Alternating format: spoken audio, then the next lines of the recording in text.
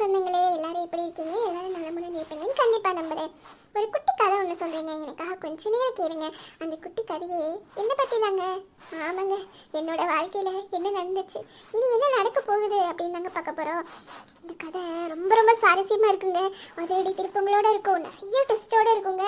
உங்களுக்கு கண்டிப்பா ரொம்ப ரொம்ப பிடிக்கும். பாருங்களேன். சரி நம்ம ஃபர்ஸ்ட் கதைக்கு வருவோம். என் பேர் கயல்வெளிங்க. எனக்குன்னு ஒரு லட்சியம் இருந்துச்சுங்க. நிறைய படிக்கணும்னு ஆசை இருந்துச்சு. நானும் படித்தேன், வேலைக்கு போனேன், இதெல்லாம் பண்ணேங்க. அப்புறம் ஒரு முக்கியமான விஷயங்க, எனக்கு இந்த உலகத்திலேயே ரொம்ப பிடிச்ச இடம்னா அது எங்கள் வீடு தாங்க. எங்கள் வீட்டில் டெய்லியும் திருவிழா மாதிரி தாங்க இருக்கும். எங்கள் வீட்டில் அப்பா அம்மா தாத்தா பாட்டி சித்தி சித்தப்பா அத்தை மாமா அக்கா தங்கச்சி தம்பிங்கன்னு எங்கள் குடும்பம் பெரிய குடும்பங்க. அது மட்டும் இல்லை, என் ஃப்ரெண்ட்ஸ் அம்மாவோட ஃப்ரெண்ட்ஸு அப்படின்னு ரொம்ப ஜாலியாக இருக்கும். பாருங்க, எனக்கு எங்கள் வீடு தாங்க சொர்க்கமே. எங்கள் வீடு தாங்க எனக்கு எல்லாமே. எனக்கு அது ரொம்ப பிடிக்குங்க. எங்கள் குடும்பத்தோடு இருக்கிறது அது எனக்கு ஒரு பெரிய ஒரு பாக்கியம் மாதிரி நினைக்கிறேன், வர மாதிரி நினைக்கிறேன். எல்லாரும் என் மேலே அவ்வளோ பாசமாக இருப்பாங்க. அந்த பாசத்தெல்லாம் ஒரு கட்டத்தில் நான் ஒரு இடத்துல நான் விட்டுட்டேங்க.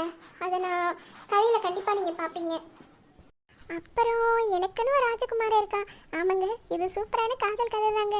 நாங்கள் காதலிச்சோம், அப்புறம் வீட்டில் சொல்லி தாங்க கல்யாணம் பண்ணோம் அப்படின்னு வீட்லேயும் சொன்னோங்க. அப்படி சொன்ன அப்புறம் தான் எங்கள் வாழ்க்கையே புரட்டி போட்டுடுச்சு. எங்கள் வாழ்க்கையில் வந்த பிரச்சனையை நாங்கள் சமாளிக்க முடியாமல் நாங்கள் ஒன்று செய்கிறதுக்கு ரொம்ப போராடினோங்க.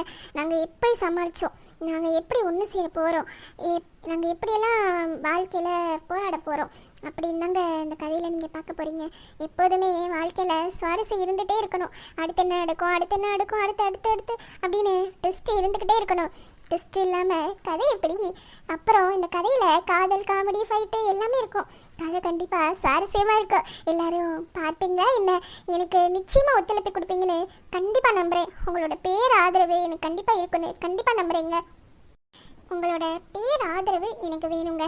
மறக்காமல் சபர் குயின் கார்ட்டூன் சேனலை சப்ஸ்கிரைப் பண்ணிடுங்க. உங்களோட பேர் ஆதரவை நீங்கள் கண்டிப்பாக கொடுப்பீங்கன்னு கண்டிப்பாக நம்புகிறேங்க. நன்றி, வணக்கம்.